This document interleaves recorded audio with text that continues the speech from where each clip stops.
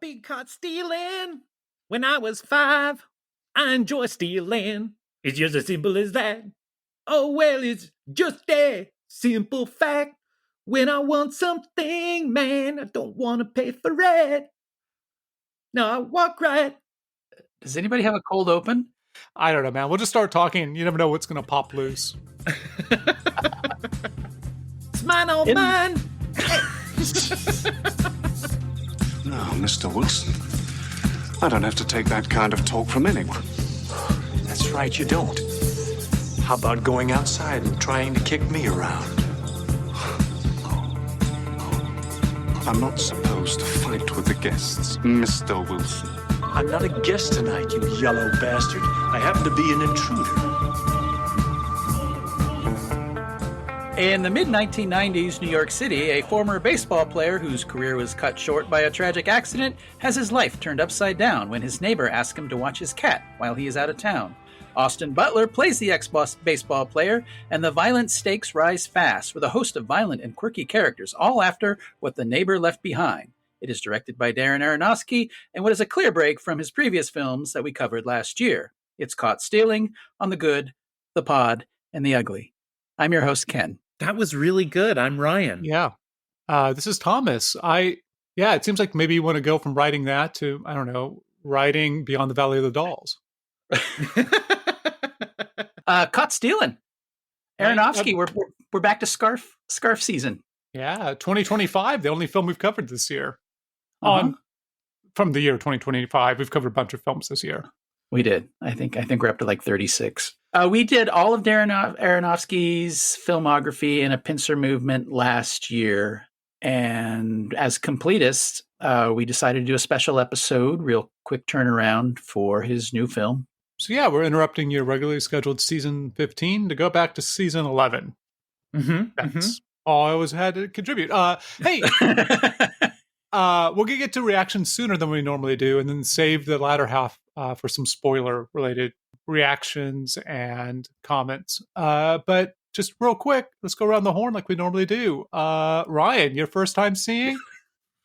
Yeah, I saw the first 30 minutes of the film or so before I was called away from the theater for family business. So, family business. I'm going to have a lot of valuable contributions to this episode when it comes to the quality and the content and character of the film.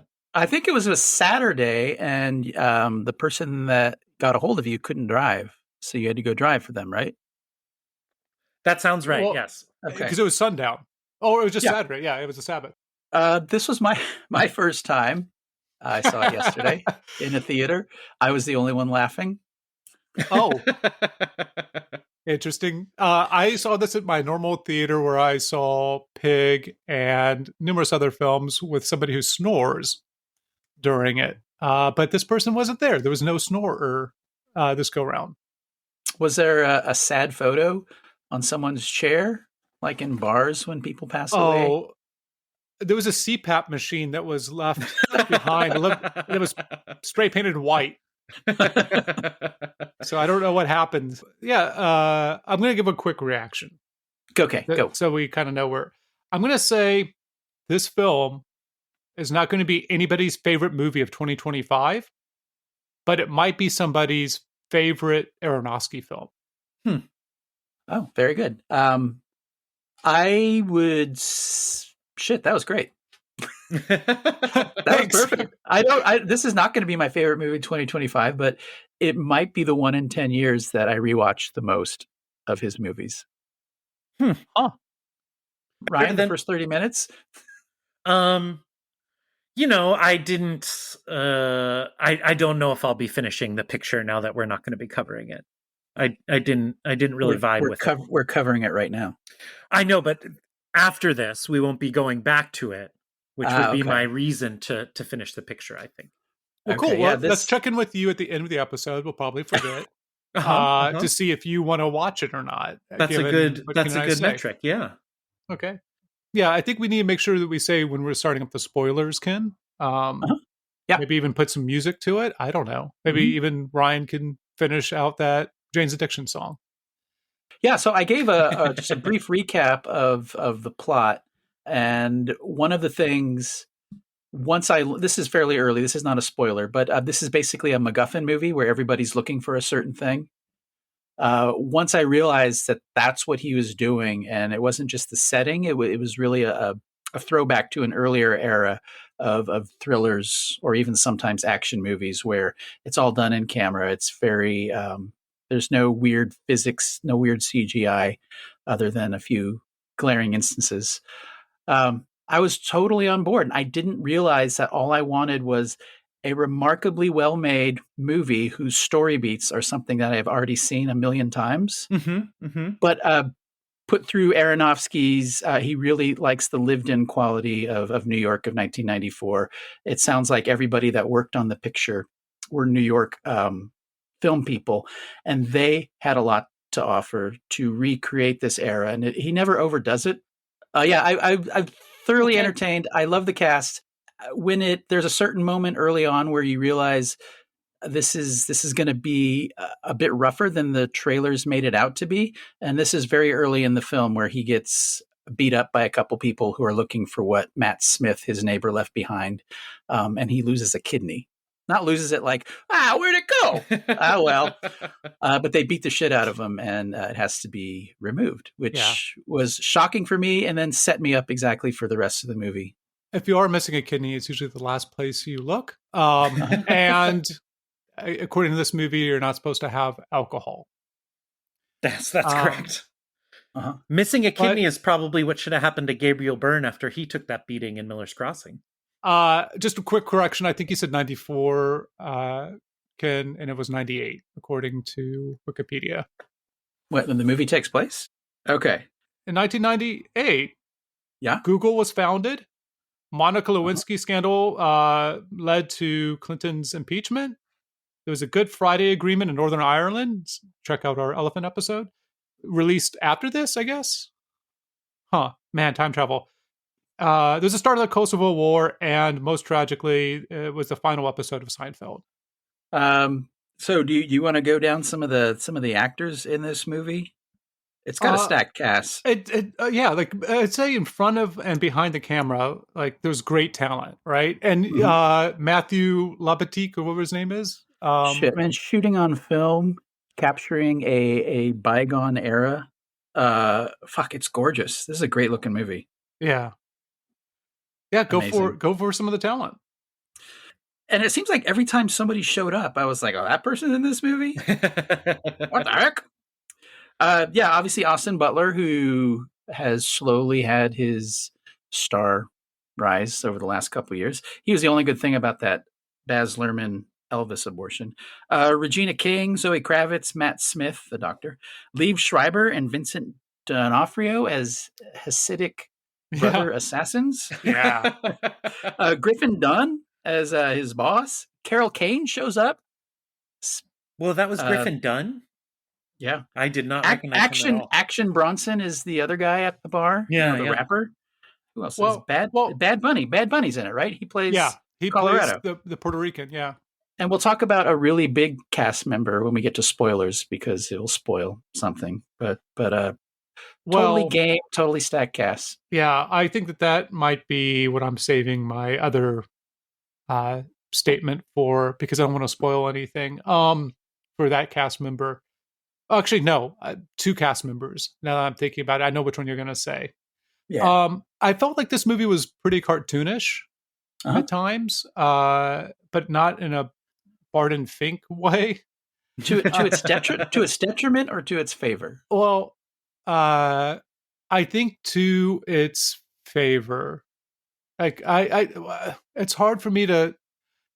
This film ultimately. I'm going to give away because I know which person you're saying not to do spoilers. So I'm going to instead do. I think that this movie is kind of a nothing burger, but has a cat.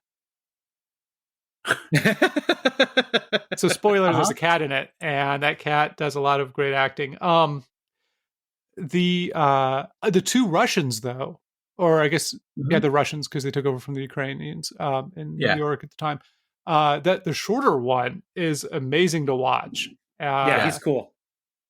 And so when he torpedoes himself in that hallway scene across the hall, and all of his Americanisms in it. It's just great. Like it's cartoonish in a way that is just every character is popping. Yeah, so Aronofsky spoke of he was in Moscow for some film festival, and then he went and saw a play that a director that he knew was putting on, and he saw him in there, and he was instantly wanted to work with this guy. And since the war in Ukraine and whatnot, he's no longer in Russia, but he was part of like a skit show in Russia, like a Saturday Night Live skit show, and Aronofsky was worried that he was so short that it wouldn't be convincing when he's beating up 6 foot tall Austin Butler.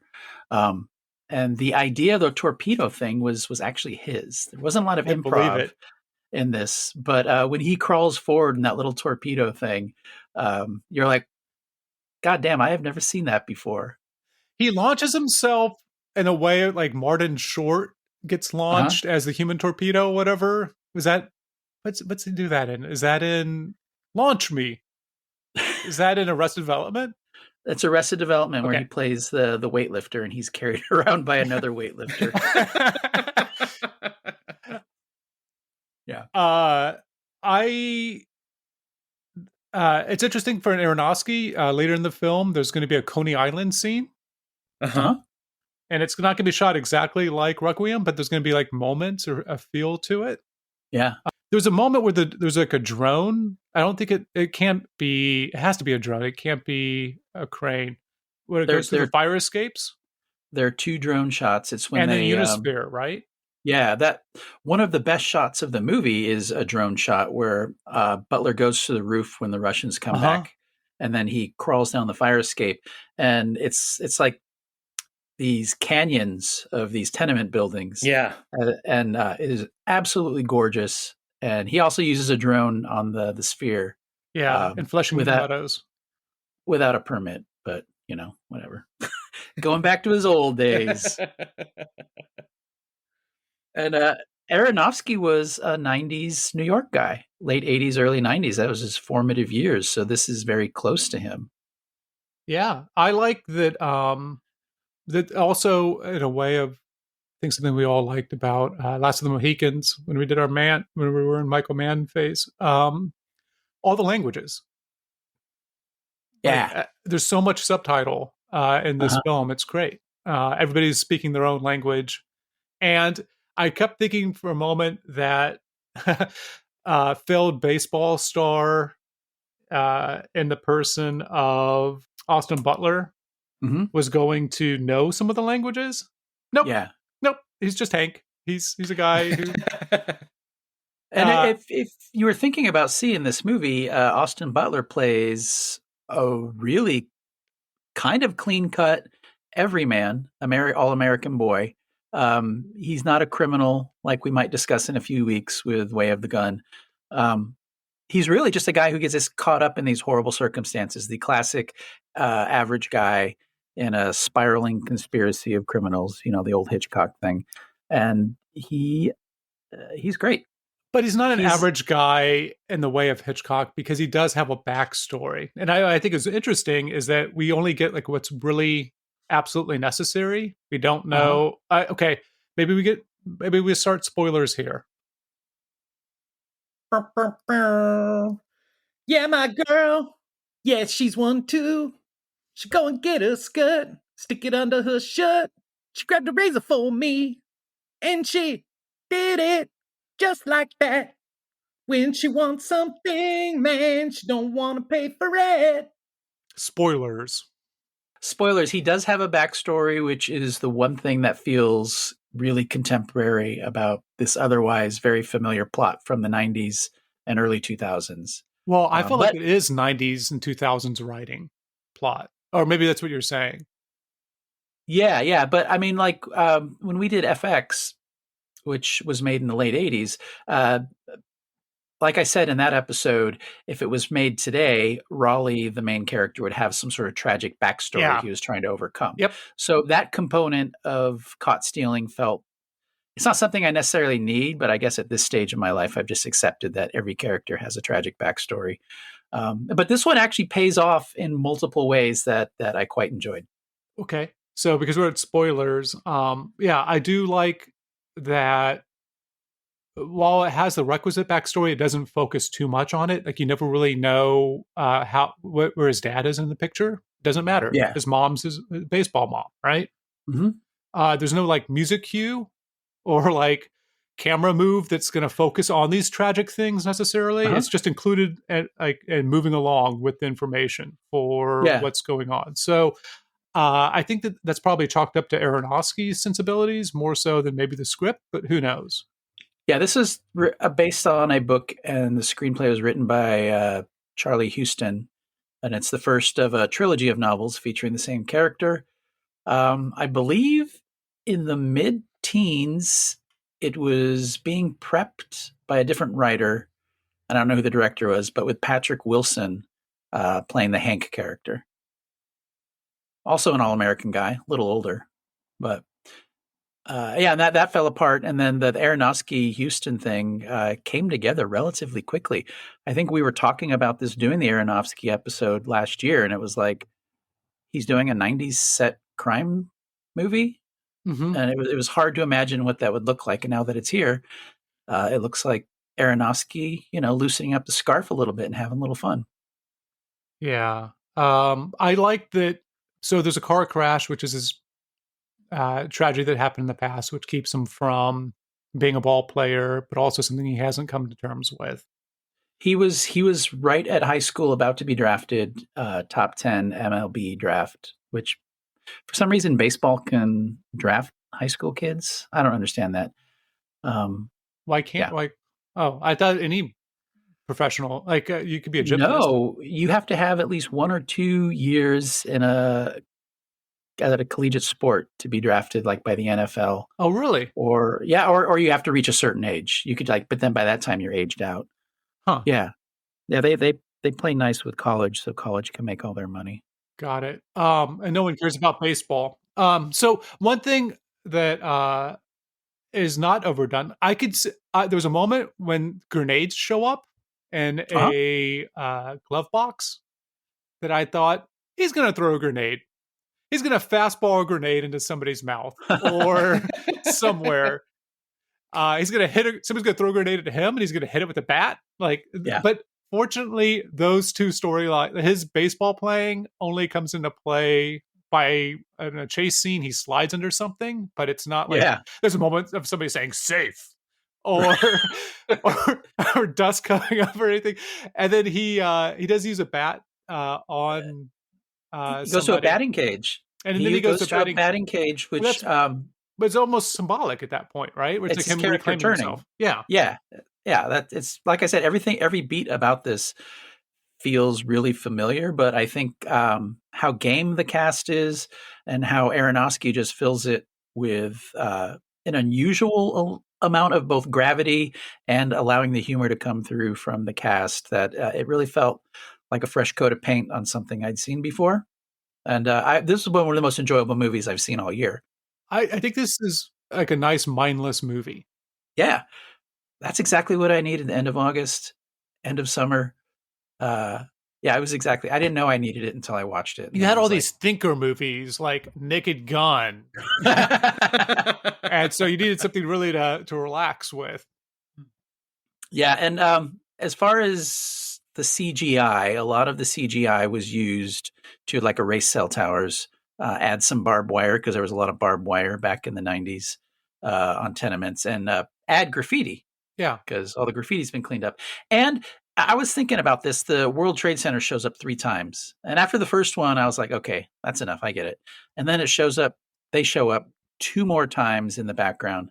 And part of me was like, that was overkill. And then I was also thinking, if I lived in New York at the time, I think the Twin Towers would have been that omnipresent, because they were so huge. Everywhere you turn, they're just staring at you. So I gave it a pass. This is something that I lived in New York for a brief period in college, and the World Trade Centers were how, if I got lost on the island, that's how I would orient myself, because you can always turn south and see the towers, and that's how you know where you are in the city relative to where you want to be. Yeah. So And that's how Columbus found America. And now nobody could find it now because they're gone. Yeah, I mean, Protozoa's been doing that. The production company's been doing that since very early on. I mean, that's, I think, maybe even starting from Requiem, they were doing digital touch-ups.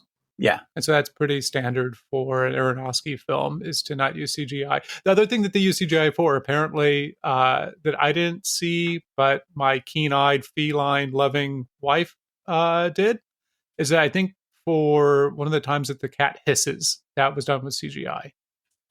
Probably. Aronofsky speaks so more glowingly of that cat actor than most of the actors in the movie.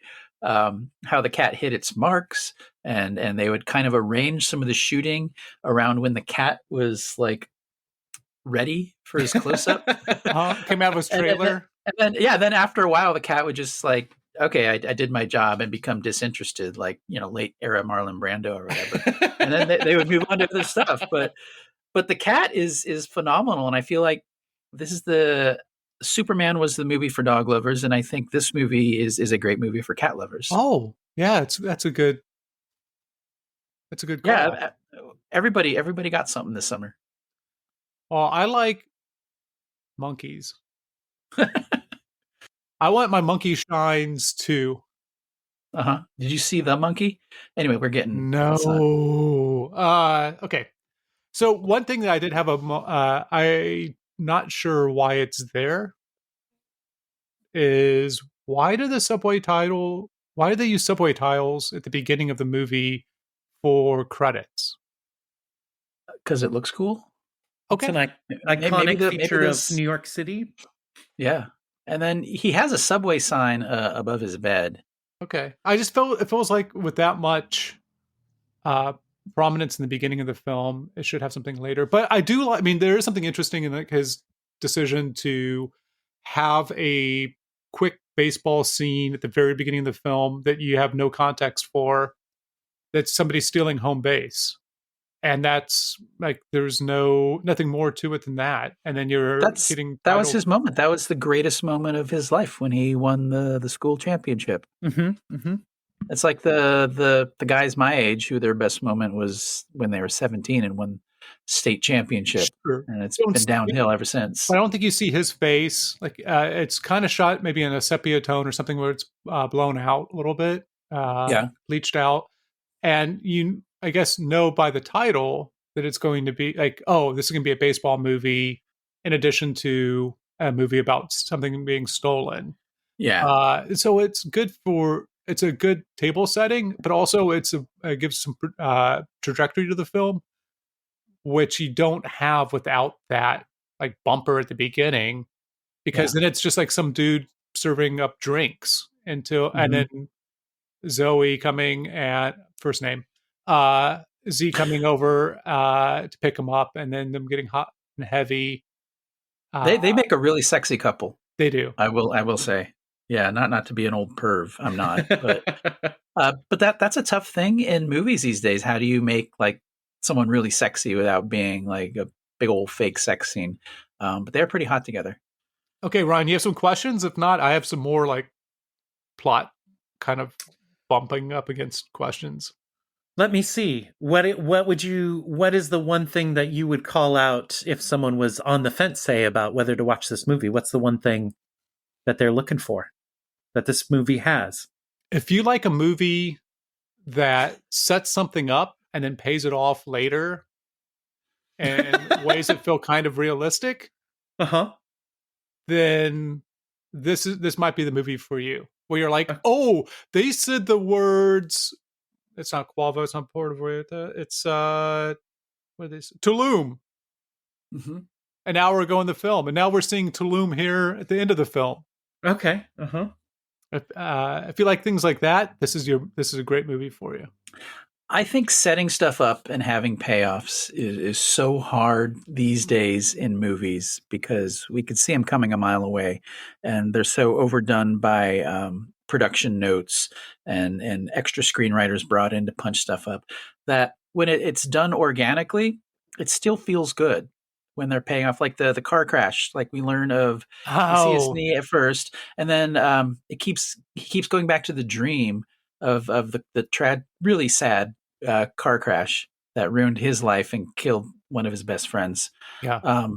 And then when it pays off, and then also Well, it that's goes, the question: is does that pay off? it does. It's a For you? great Okay. payoff. It does. And also, he never says after that happened, I moved to New York because New York's one of the few places you don't have to drive a car. And I like that they didn't have to explain that to me. That's why he's been in New York since the accident. What a great place to live. You just take the subway or cabs, or everything's within walking distance. Or Vancouver, Washington? No. Oh, I was just thinking for your brood. Yeah, they have bikes.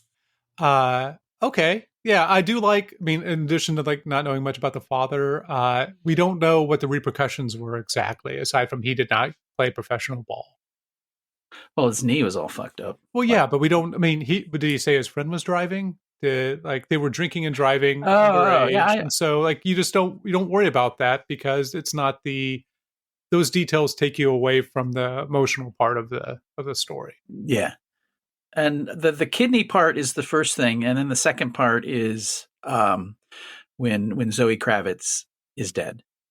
I think from the trailers make this look a little more caper like, Yeah. and fun. And when that moment happened, you're like, oh shit! And then Yeah. the payoff of who actually killed her is super super satisfying. And the look in Austin Butler, he's a great looking guy, but he has that layer of baby fat that he had because of his training. He did a lot of training for this. He's obviously in great shape.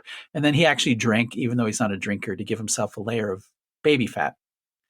But the look Are in you his sure? eyes, Are you sure that's why? Because it's like, man, No. they forced me to gain weight. I'd had to keep drinking melted chocolate ice cream. he also worked out all the time to have the physique of like a ball player. Yeah. And he does like almost all his own stunts in this. I mean, the sliding thing, and he's a great physical presence. And when one of the great scenes in this movie is when Microbe, the little Russian guy, and he are finally face to face, and you're like, oh shit. It's so great because he just punches him twice and he's out. Okay, so this is the spoiler, and this is a great moment. Yeah, so he's chasing down Regina King's character, right? Yeah, and Microbe gets in the way, like just pops out, unexpected. And Microbe is going to pull a gun on him, but decides not to. They're just going to fist fight. He spits on his fist, and Austin's character gives him a cross and like a hook and knocks him out. And he's like surprised. He's surprised. He's looking at his hands. He looks at his hands. It's like, what the fuck did I just do? Yeah. It seems like he's probably been in a fight or two in his life, but it makes sense that like you get a good punch in that could happen, especially when this guy is like a foot taller than you and you got the arms, the reach, right? He's fucking scary though. Absolutely. So from there, he finds the King character, right? And she comes out and he's going to fight her again, right? He's like, I can fight. And she like kicks him in the ankle or something and like elbows him in the face and just knocks him down. Like it's great because it's a moment of like, oh, this moment is a callback. Like you think that he has some type of superpower or something, he's carrying it on. And he also says that line that she says, like, you'll never know what's going to pop off, right? Or pop loose. Yeah. And so it's a callback to a callback. And then, he ends up, they get rough and fight. But the issue I have, I guess, is, I mean, it's a part of that dumb movie thing. And of course it has to happen to have the movie happen. Okay. So, it's a mystery of who's, killed the Zoe Kravitz character. And she has a lighter that looks like a pistol, like a gun, automatic.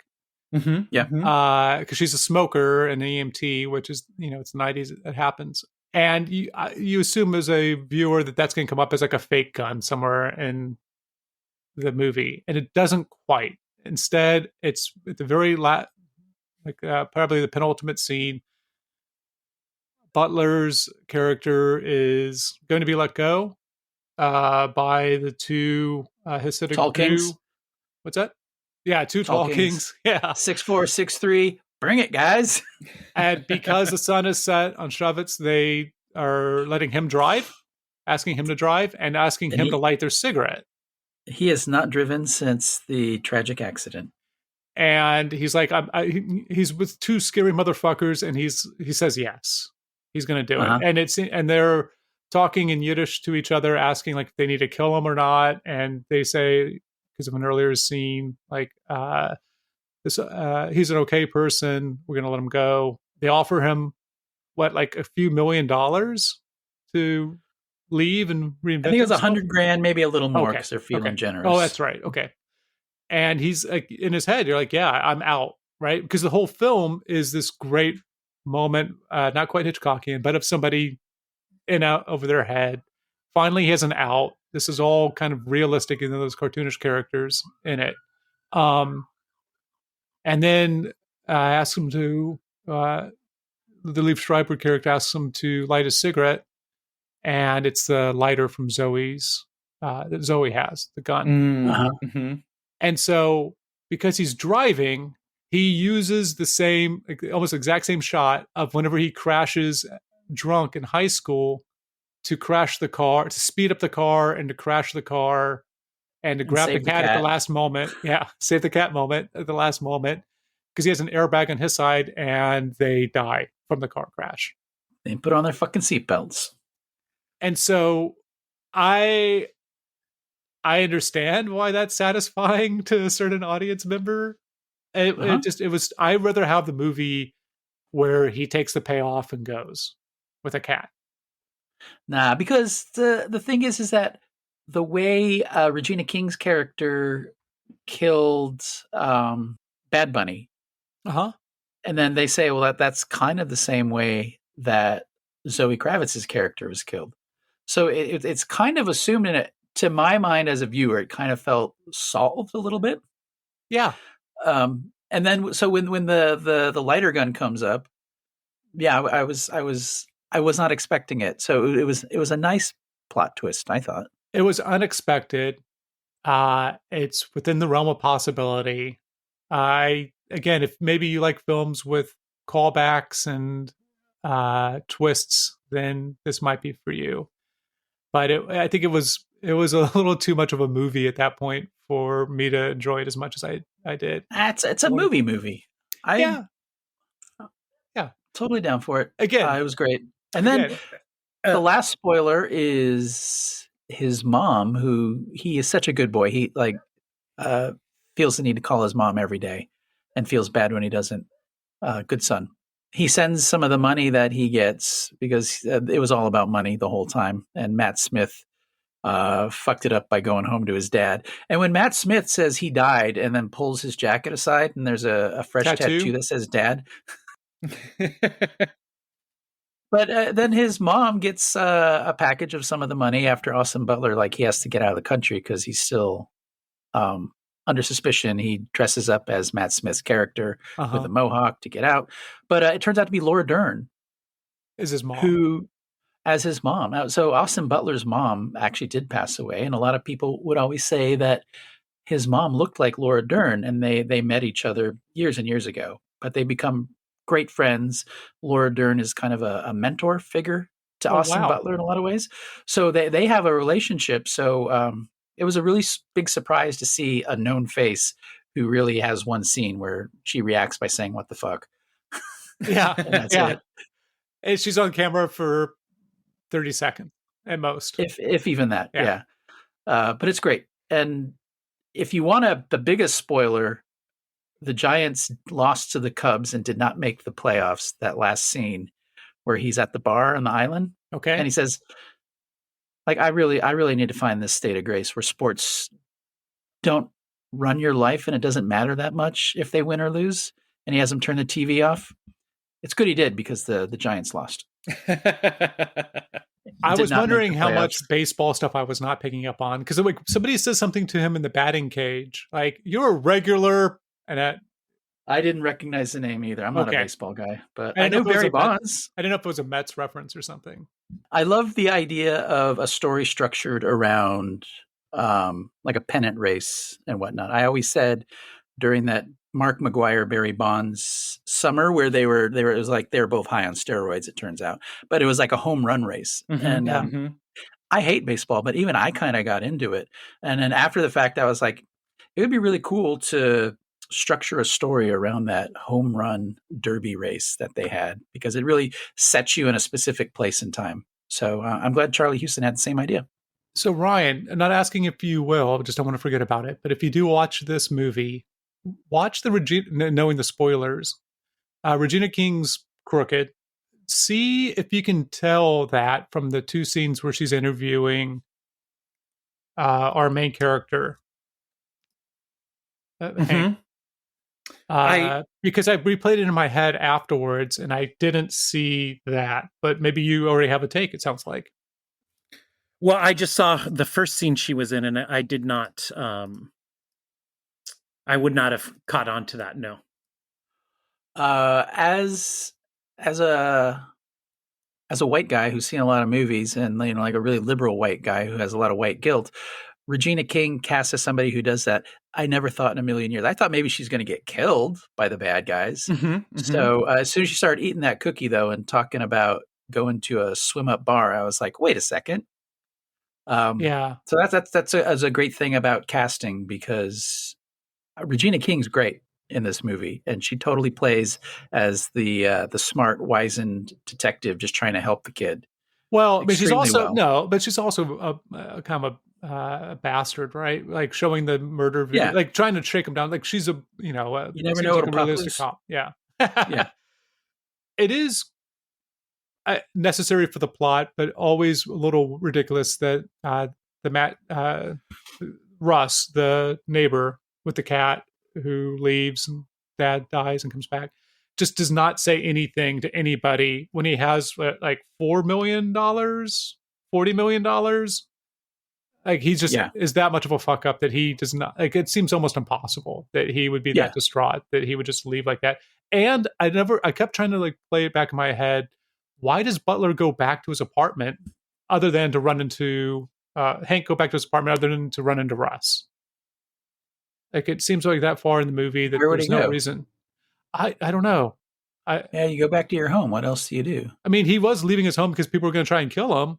Yeah. So I don't fully know. But also the police are looking for him. Everybody else is looking for him. Like, I don't know why he would go there.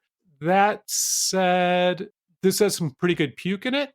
And I do like whenever he gets his kidney removed, he's like, I can't stay here. I can't afford it.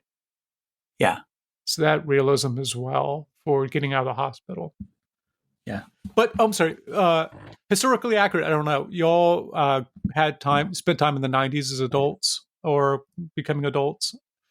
There's minutes for cell phones. That seems to track. But it seems like everybody has a cell phone in the film aside from Austin Butler character. No, I don't think so. Were they that prevalent? Yes, in 1998, which we've now established is when the movie takes place. I thought everything about this movie was one of the best evocations of a bygone era that I've maybe ever seen, particularly the 1990s, because it never overplays any of it. But the look of the city, the look of the streets, it feels like it's not rubbing your nose in it.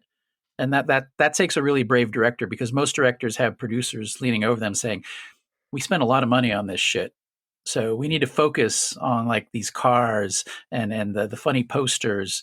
But Aronofsky never leans into it too much. I mean, they passed by Kim's Video, which was Aronofsky's video store, and a lot of hipster video store people in the 90s. But they don't have I don't know, Home Alone 2 poster up, and they're like, what? That guy, he's never going anywhere. Yeah, whatever the gag is from Back to the Future and Reagan. And they amazingly, the absolute best decision of this movie is to not have the titular song in the movie, because it's fucking terrible and nobody needs to hear it. They probably couldn't afford it. I also, when I was Shannon, who was not on our Terminator podcast, and I were talking yesterday, and said that I'd seen this film, and she's like, been caught stealing? And I was like, no, it's just called Caught Stealing. The other thing is a song. So Caught Stealing doesn't necessarily mean that it's the Jane's Addiction song. The novel came out in the 90s, right? No. It did not. No. Did it come out after the 90s? So there were no CGI cats in the 90s, so that's good that they didn't try and put them in the movie too much. But did they not scan luggage for, I don't know, millions of dollars of cash that you're carrying with you? I had the same question. Okay. I guess not. I don't know. That's a good question. Also, like Terminator that we've covered earlier in the Squib season, there's a pet reptile who survives a bunch of gunshots, and we don't hear anything more about the character. Yeah, the lizard just goes on living its life. So Griffin Dunn actually gets mad because he says, "You shot my lizard," but the lizard turns out to be fine. Okay, maybe we don't know what happens afterwards because we don't follow that storyline at all. So maybe it's if you like dogs, maybe if you like cats, this is your summer, but you're getting screwed again if you're a reptile fan. Maybe the sequel that because Houston wrote 3 novels with the guy is the lizard calling him up down at that beach. Okay, and he's like, "You got to get back here. Something's gone wrong with the bar." And he looks at the cat and says, "We got to go back and help the lizard." And then the title is some other baseball thing like foul ball. I don't know. I was thinking foul play, but foul ball actually is a thing. Definitely go out and see it. It's great in a theater. Libatique's cinematography is A+, some of the best I've seen all year, without calling too much attention to itself. And there's no 3-button suits. 0. So a spoiler, which would come into fashion 2 years later. For Way of the Gun. Yes. You want to take us out, Ryan? Woo! Wake up. Woo! Aronofsky. Caught Stealing. You want me to sing the song some more? Is that what you're saying? Yeah, that was the idea. I see. Let's see. La la la la da da da da da da da da da da da da da da la la la la da da da da da da da da da. Oh yeah, sat around the pile, sat and laughed and waved them into the air, and we did it just like that. When we want something, man, we don't want to pay for it. We rock right. Oh. Nope. That's enough. That's great. That was beautiful. All right. Just like Perry Farrell, he's going to pick fights with us now. That'll be off mic. Yeah, exactly. All right. Well, thank you guys for doing this. Thank you, Ryan, for making this 30 minutes into the movie. I think you should rewatch the whole thing in a theater. I don't want to hear about you. I want to hear from you. 10-4, buddies. Destroy. Kill all hippies. I don't hate it. I just don't know why you strayed from the formula. You bastards. In case you don't know it, Bob, I'm an artist. And I must reflect that in my rhyme.